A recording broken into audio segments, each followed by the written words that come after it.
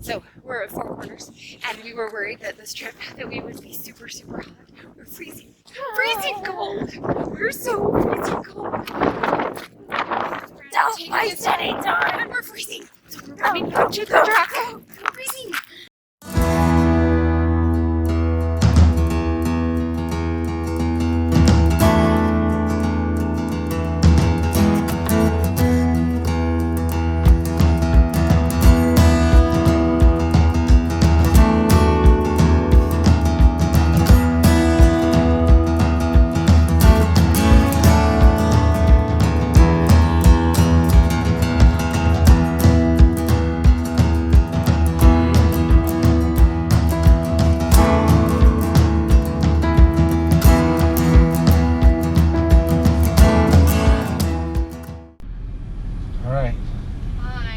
So we did our first night in Moab. We got here, set up the trailer. It's been really windy. We had to do a little bit of maintenance on the trailer because we couldn't put our tailgate down when it touched the motor for the electric tongue jack. Woo zonked out this morning here. Oil is clear in the back. Oil. There she is. Yeah, Oil is not too big of a fan of all the red dirt yet. Her tennis ball. Especially the balls. Yep, what happens to them, Hayden? They become red. They're covered with all the clay down here. So we've decided it's kind of like that cinnamon challenge on YouTube where people try to eat the cinnamon. And you try and swallow it, but actually you can, but it's just hard. It just cakes up your mouth, huh? So they come and they have cinnamon all over in their mouth looking stuff, and we're used to green fauna of the forest, so one dog is like, ooh, I'm not gonna go on this.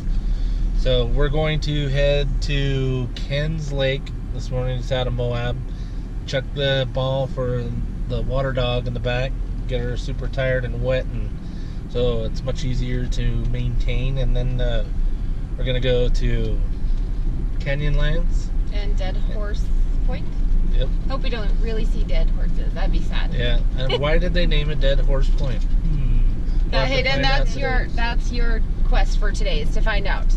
Okay. So we found out yesterday. Our quest yesterday, one of them was, why is the dirt red in southern Utah? Because of iron and oxidization. Yep. So it said it was like if you left a nail outside, It would become red. red. Yep. So kind of like we're on Mars.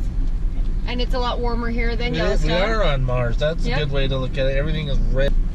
We're probably going to try and work on some ice cream later, a local establishment maybe, just for dessert. Maybe we'll do the pizza tonight too. Yep. I don't know. So we're going to flip you around here so you can see leaving KOA camp and on the way to Ken's Lake.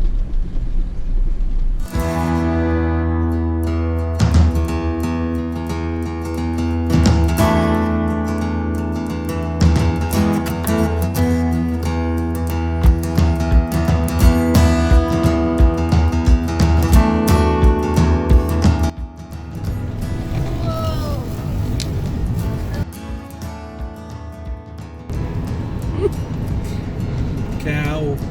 Where? Oh, I got a twister. Where's the cow?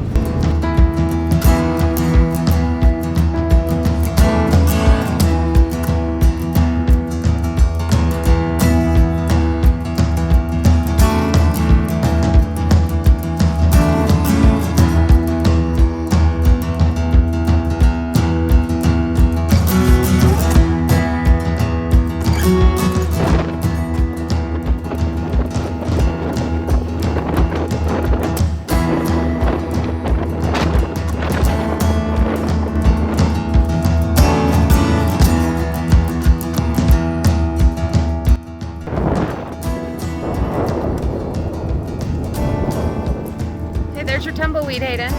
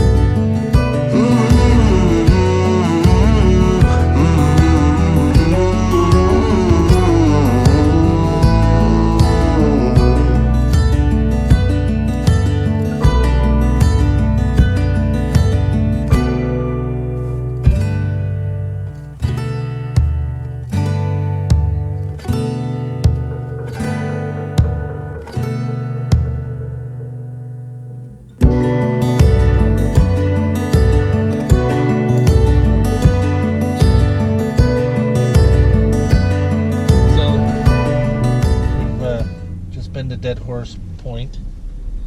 Do we still know why it's called Dead Horse Point? No, I don't think we figured that out. We we did find out what the blue ponds were, though. The blue. So, describe the blue ponds. What do you mean by this blue ponds? So out in the distance, we could see these blue, look like holding ponds, and they are evaporation ponds that a company has the rights to, or some minerals. I don't remember everything right now.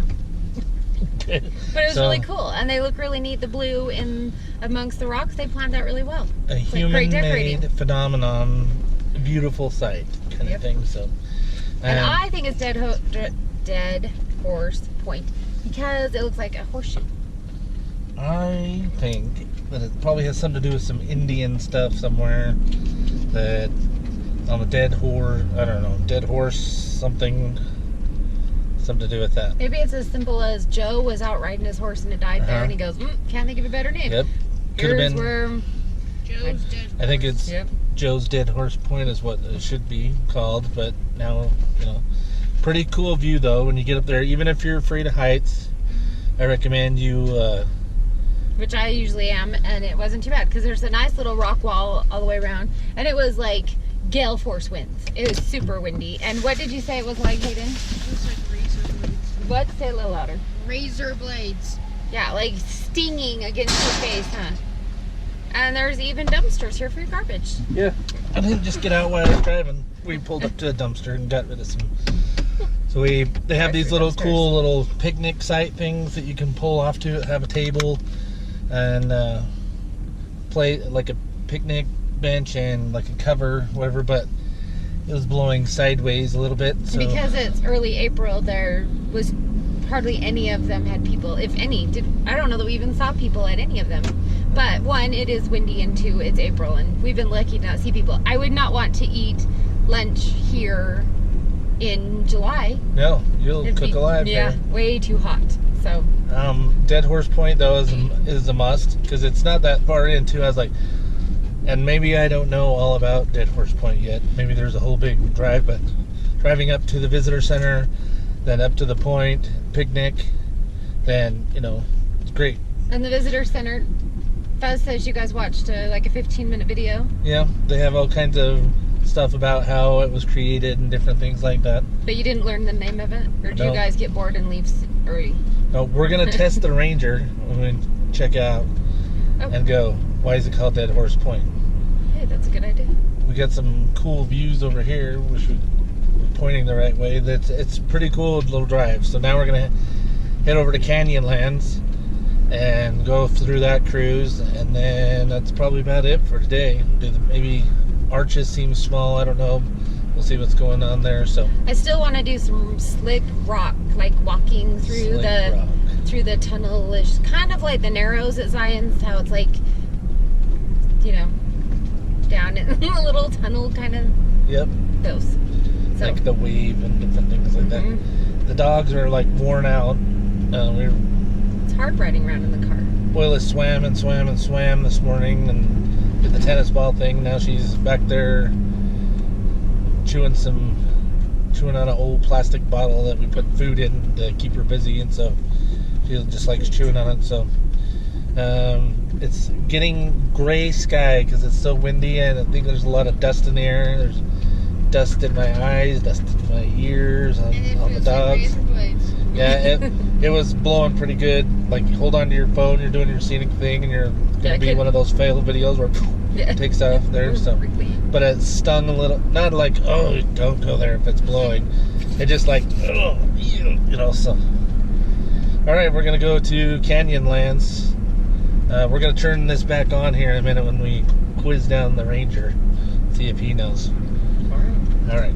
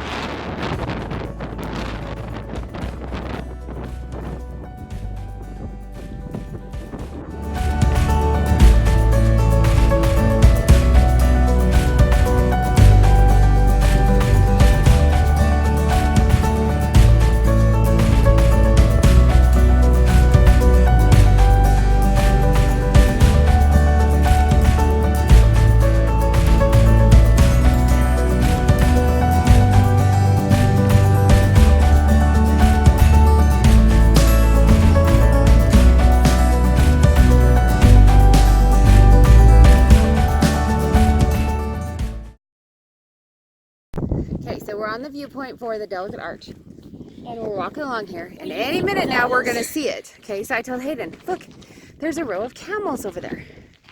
So we're walking along, expecting to see the giant Delicate Arch any moment now.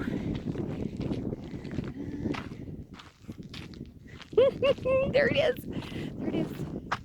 See that little teeny tiny little, there it is, far, far away. We thought it was going to be like right here. There's the arch. And there it is. We had, this is the route of least effort.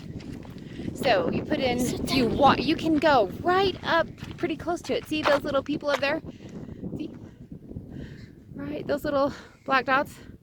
Those people cared more about the arch than we did. And now they're all tired and huffing and puffing, and all we have to do is go, wow, look, there's the arch. It can zoom in and be almost as close. It's so tiny. But all we have to do is walk right back there to our vehicle Then with no hiking needed. Yeah, we're lazy. We took the lazy approach. But there it is. We get to see the Delicate Arch from far, far away. Oh, look, we can get really close. So if you're a hiker, this definitely would be the way to go, is to get up to the...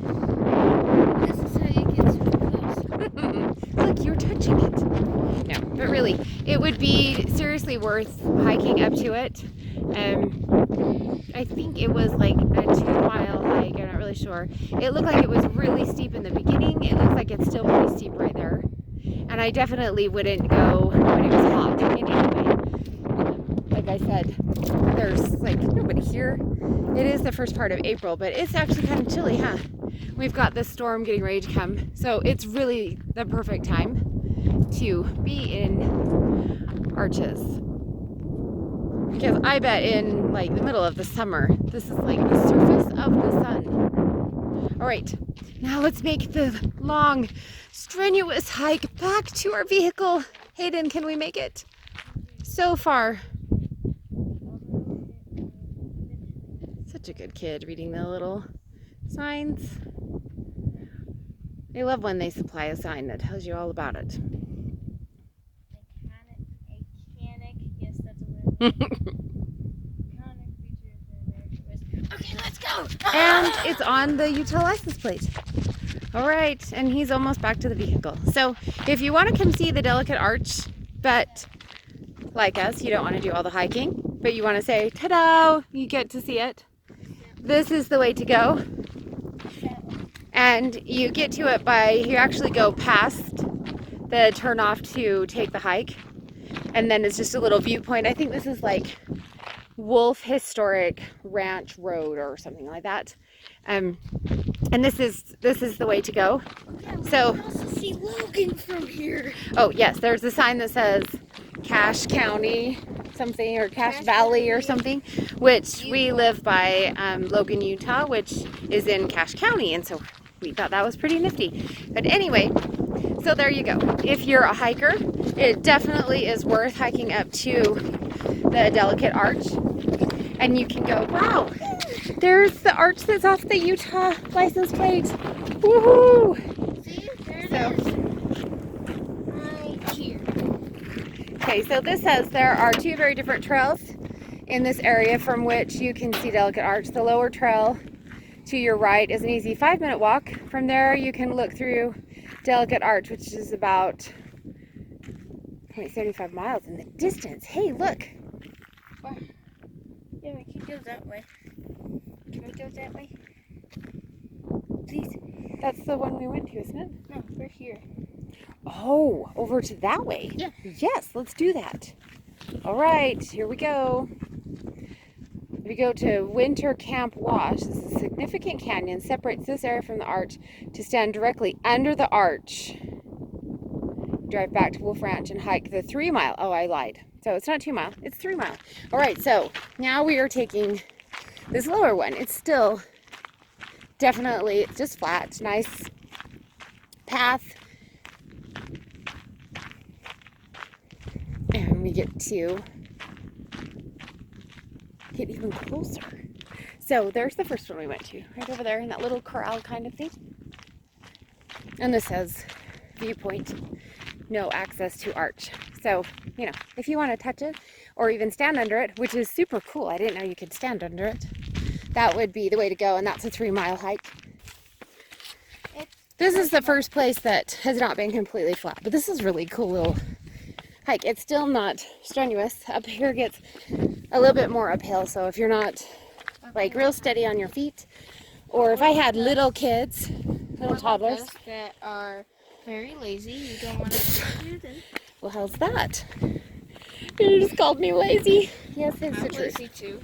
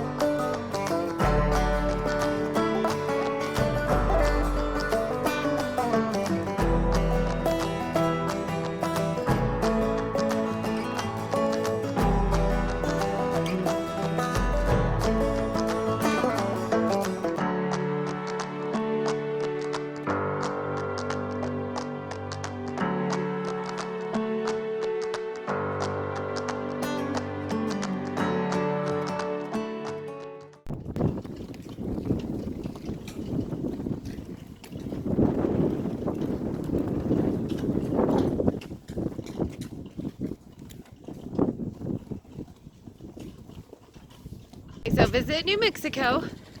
Now walk over to Colorado. Okay, hurry, go to Utah. Hey, we should play music.